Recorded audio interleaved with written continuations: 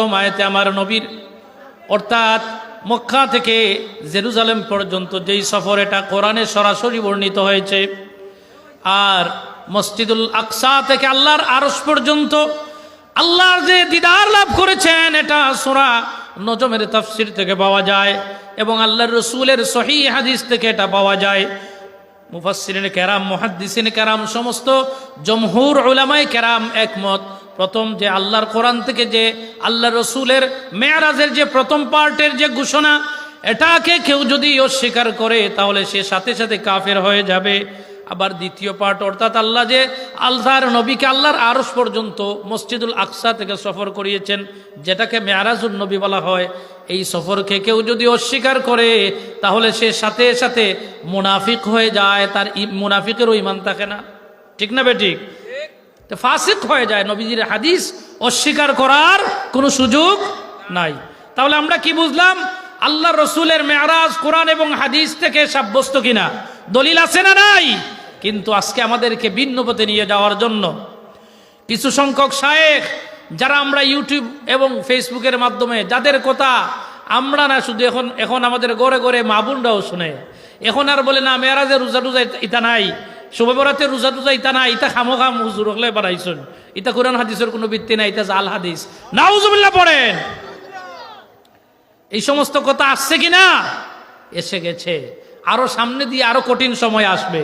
এই জন্য আমাদেরকে সতর্ক হতে হবে কিনা? আল্লাহ কোরআনে বলেন,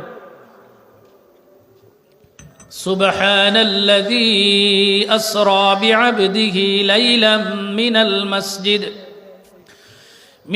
মাসজিদিল হারামি ইলাল মাসজিদিল আকসাল্লাযী باركنا حوله لنريه من آياتنا إنه هو السميع البصير। আল্লাহ রাব্বুল আলামিন বলেন, প্রথমেই এখানে সুবহান সুবহান শব্দ ব্যবহার করেছেন, অর্থাৎ পবিত্র। আল্লাহ পবিত্র কিনা? জুড়ে বলেন।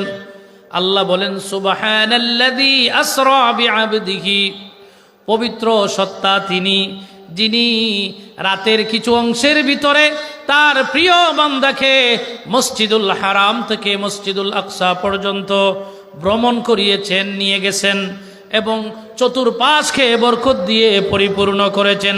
চিল্লায়া বলেন না সুবহানাল্লাহ। বন্ধুরা আমার, বাবাজিরা আমার, গভীর মনোযোগ খেয়াল করে কথাগুলো শুনবেন। এখানে আল্লাহ বলেছেন সুবহানাল্লাযী আসরা বিআবদিহি লাইলান। আল্লাহ বলেন তিনি পবিত্র সত্তা। পবিত্র সত্তা কে? আল্লাহ। এখানে পবিত্র সত্তা ব্যবহার করার মানে হলো আল্লাহ রাব্বুল আলামিনের কথা, এটা চিরসত্য। আল্লাহর কোরআনটা চিরসত্য।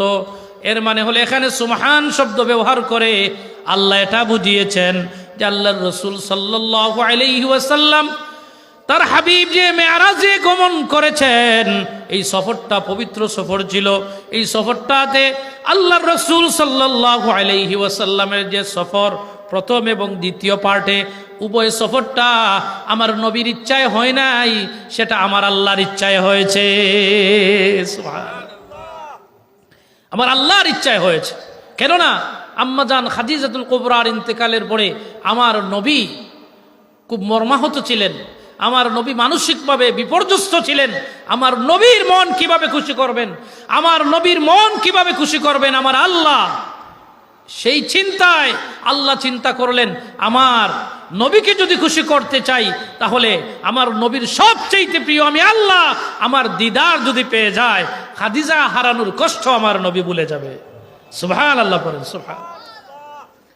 প্যারে হাজিরিন, এজন্য আমার নবীকে খুশি করার জন্য আমার আল্লাহ মেরাজে নিয়ে গেছেন। দেখেন আমার নবীর নাম হলো হাবিবুল্লাহ। আমার নবী হচ্ছেন আল্লাহর বন্ধু। ইব্রাহিমও ছিলেন খলিলুল্লাহ। খলিলুল্লাহ অর্থ আল্লাহর বন্ধু, হাবিবুল্লাহ অর্থ আল্লাহর বন্ধু। সমস্ত উলামায়ে কেরাম একমত, সবাই বলেছেন হাবিবুল্লাহ এবং খলিলুল্লাহ আল্লাহর বন্ধু। তবে দুইটা বন্ধুত্বের মধ্যে পার্থক্য আছে না নাই? দূরে বলেন আছে না নাই? খলিলুল্লাহ ওই বন্ধু যে বন্ধুকে আল্লাহ রব্বুল আলামিন একটার পর একটা পরীক্ষা করেছেন, কখনো আগুনে ফেলেছেন, আবার কখনো ছেলেকে জবেহ করার কথা বলেছেন, একটার পরে একটা পরীক্ষা করেছেন ইব্রাহিম নবীকে। আর ইব্রাহিম নবীও প্রত্যেকটা পরীক্ষায় উত্তীর্ণ হয়ে খলিলুল্লাহ হয়েছেন, আল্লাহর বন্ধু হয়েছেন। এর মানে হলো খলিলুল্লাহ ওই বন্ধু, যেই বন্ধু আল্লাহকে ভালোবেসে সব কিছু আল্লাহর জন্য কোরবান করতে পারে। আর হাবিবুল্লাহ হচ্ছে ওই বন্ধু, যেই বন্ধু আল্লাহর সাথে আল্লাহর দুস্থ হাবিবুল্লাহ, যেই বন্ধুকে ভালোবেসে আমার আল্লাহ তার হাবিবকে খুশি করার জন্য হাবিব যা চায় আমার আল্লাহ তাই দিয়ে দেয়। সুবহানাল্লাহ। আমার নবী হচ্ছেন ওই বন্ধু। হাবিব কি চান আপনি যেটাই চাইবেন আমি আল্লাহ দিতে রাজি। সুবহানাল্লাহ। আমার নবী এই পৃথিবীর জমিনে সুখ শান্তি কিছুই চান নাই। কেননা এই পৃথিবীটা ক্ষণস্থায়ী পৃথিবী, চিরস্থায়ী পৃথিবী না। আমার নবীর গড়টা ছিল খেজুর পাতার ছানি, বিছানাটাও ছিল খেজুর পাতা দিয়ে। আজকে আপনি আমি কত সুন্দর সুন্দর বিছানায় আমরা ঘুমাই, আমাদের কত দামি দামি কম্বল, লেপ বলেন, তুষক বলেন, ঘরের মধ্যে এসি আছে, গরমের সময় এসি আছে, ফ্যান আছে। কিন্তু আমার আপনার নবী 63 বছর জিন্দগি কাটিয়ে গেছেন, শুধুমাত্র উম্মতি উম্মতি বলে গেছেন। উম্মতের মায়ায় আমার নবী একটা মুহূর্তের জন্য আল্লাহর কাছে সুখ চান নাই। সুবহানাল্লাহ। আমার নবী একটা মিনিটের জন্য আল্লাহ সুখ চান নাই। সপ্তাহ গেছে, খাবার নাই, পেটের মধ্যে পাথর বেঁধেছেন, ঠিক না বেঠিক? পাথর বেঁধেও বলেন নাই আল্লাহ আমার কষ্ট হইতেছে। আমার আল্লাহ রাব্বুল আলামিন নবীজিকে বলেন, হাবিব আমার, বন্ধু আমার, ইয়া রাসূলুল্লাহ, আপনার যদি কষ্ট হয়, আপনি যদি চান আমার কাছে বলেন, আমি উহুদ পাহাড়টাকে স্বর্ণে রূপান্তরিত করে নেই। যদি উহুদ পাহাড়টা সোনা বানাই দেই তাহলে আপনার আর কোনো কষ্ট হবে না। আমার নবী বলেন, আল্লাহ ও মাবুদ, এই পৃথিবীর জমিনে আমি সুখে বসবাস করার জন্য আসি নাই।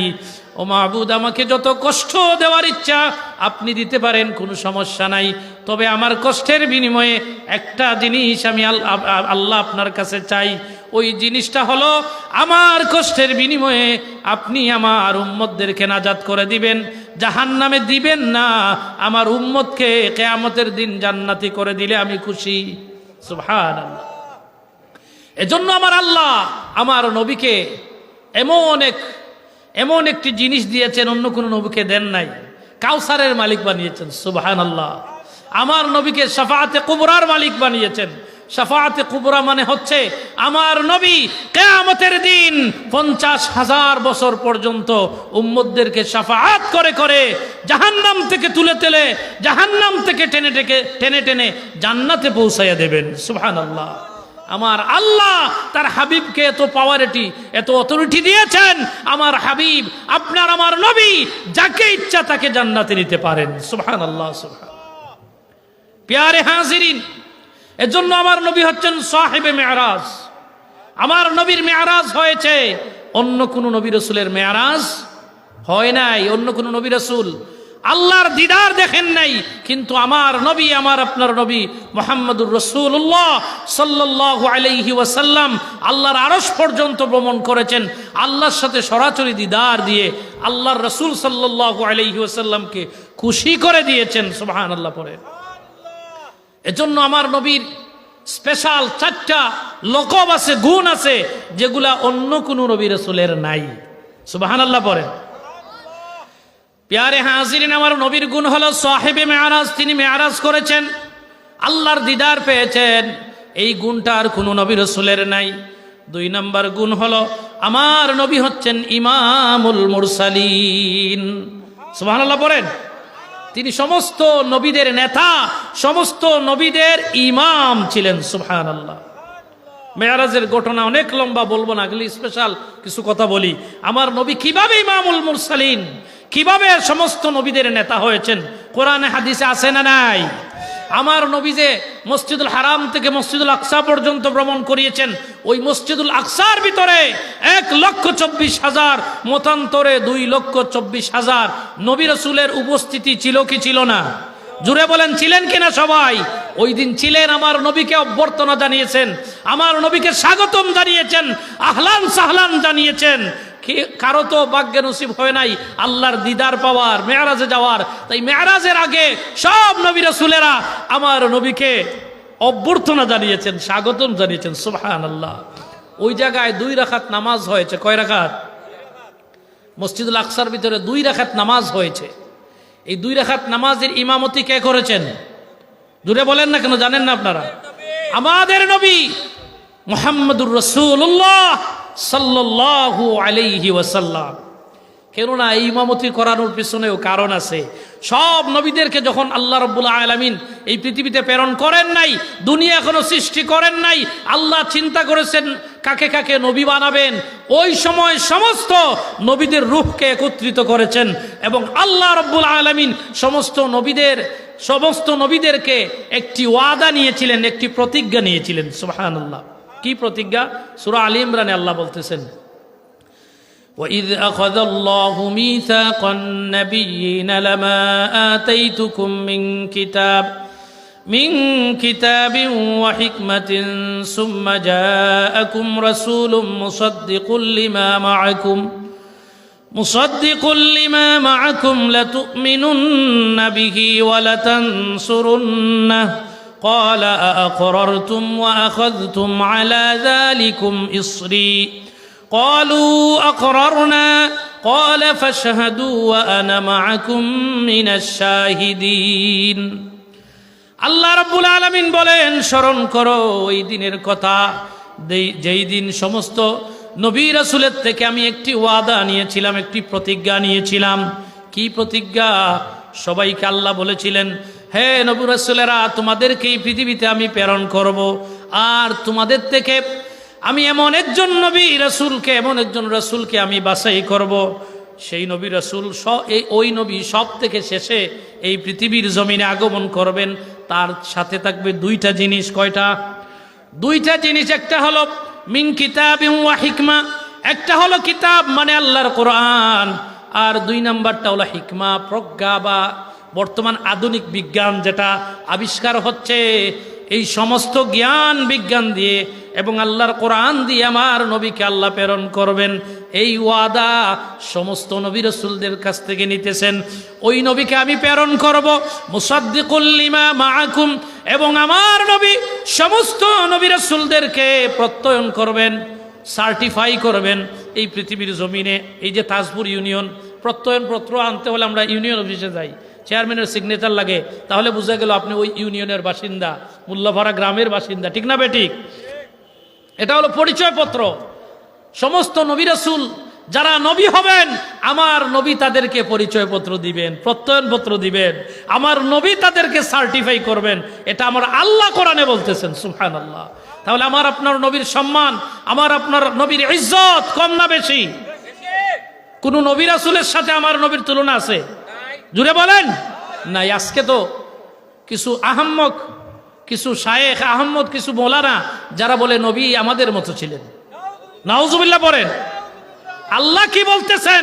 সমস্ত নবীদেরকে পরিচয় করাবেন, সার্টিফাই করবেন, প্রত্যয়ন করবেন আমার আপনার নবী। সুবহানাল্লাহ। সবার কাছ থেকে ওয়াদা নিয়েছেন, ওই নবীকে আমি যখন প্রেরণ করব, ওই নবীর সাথে যদি তোমাদের দেখা হয়, তাহলে তোমাদের নবুয়তি শেষ, সবাই আমার নবীর উপর ঈমান আনতে হবে। কি আনতে হবে? লা তুমিনুন্না বিহি ওয়া লা তানসুরুন্না, সবাই আমার নবীর উপর ঈমান আনতে হবে এবং তাকে সাহায্য করতে হবে। সুবহানাল্লাহ পড়বেন না? ওই সময় সমস্ত নবী রাসূলরা এক বাক্যে ঘোষণা দিয়েছিলেন, ক্বালা আআকরারতুম ওয়া আখাযতুম আলা যালিকুম ইসরি ক্বালু আকরারনা। আল্লাহু আকবার বলেন। ওই সময় সমস্ত নবী রাসূলেরা আল্লাহর ওই কথাগুলা সবাই এক বাক্যে মেনে নিয়েছিলেন এবং সবাই বলেছেন, আল্লাহ আপনি যা বলেছেন সবকিছু আমরা মেনে নিলাম, সবকিছু আমরা মেনে নিলাম। আপনার নবীকে যদি পাই আমরা সবাই ঈমান আনবো, তাকে সাহায্য করব, এই ওয়াদা দিয়েছিলেন। আল্লাহ রাব্বুল আলামিন বললেন, ক্বালা ফাশহাদু ওয়া আনা মাআকুম মিনাশ শাহিদিন, তাহলে তোমরা সাক্ষী থাকো, আমি আল্লাহও সাক্ষী রইলাম, তোমাদের দেওয়া ওয়াদা তোমরা রক্ষা করিও। কে সাক্ষী রয়েছেন? আল্লাহ সাক্ষী রয়েছেন। আল্লাহ বলেছেন তোমরাও সাক্ষী থাকিও যে ওয়াদাটা আমি আল্লাহকে দিয়েছো আমার, এই জন্য এই ওয়াদা রক্ষার জন্য আজকের এই মেরাজের রজনীতে আমার নবী মুহাম্মদুর রাসূলুল্লাহ সাল্লাল্লাহু আলাইহি ওয়াসাল্লাম সমস্ত নবী রাসূলের ইমাম হয়ে 2 রাকাত নামাজ পড়িয়েছেন। সুবহানাল্লাহ। নামাজের পরে আমার নবী সমস্ত নবীদের সাথে কনফারেন্স করেছেন, মিটিং করেছেন, এইভাবে আমার নবী বক্তব্য দিয়েছেন। ওই মাহফিলে আমার নবী ছিলেন প্রধান অতিথি।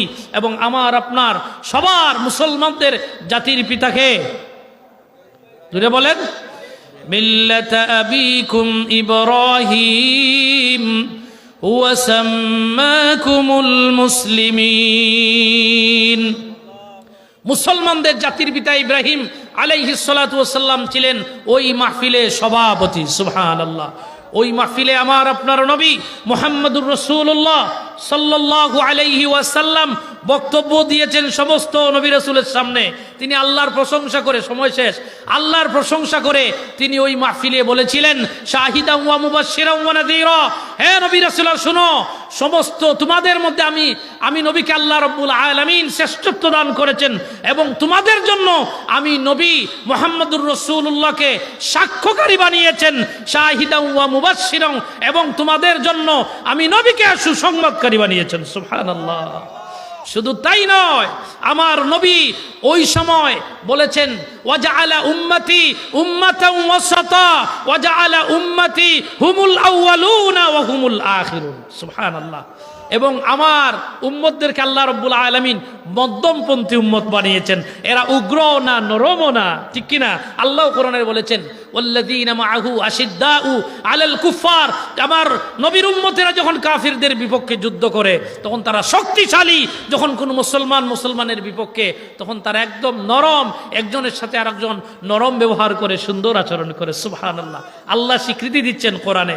শুধু তাই নয়, আমার নবী বলেছেন আমার উম্মতেরা হচ্ছে মধ্যমপন্থী উম্মত, এবং আমার উম্মতরা শুরু থেকে আদম নবী থেকে ঈসা রূহুল্লাহ পর্যন্ত যত নবী রাসূল এই পৃথিবীতে এসেছিলেন প্রত্যেক নবী রাসূলের উম্মতের জন্য আমার উম্মতেরা হবে সাক্ষী। সুবহানাল্লাহ।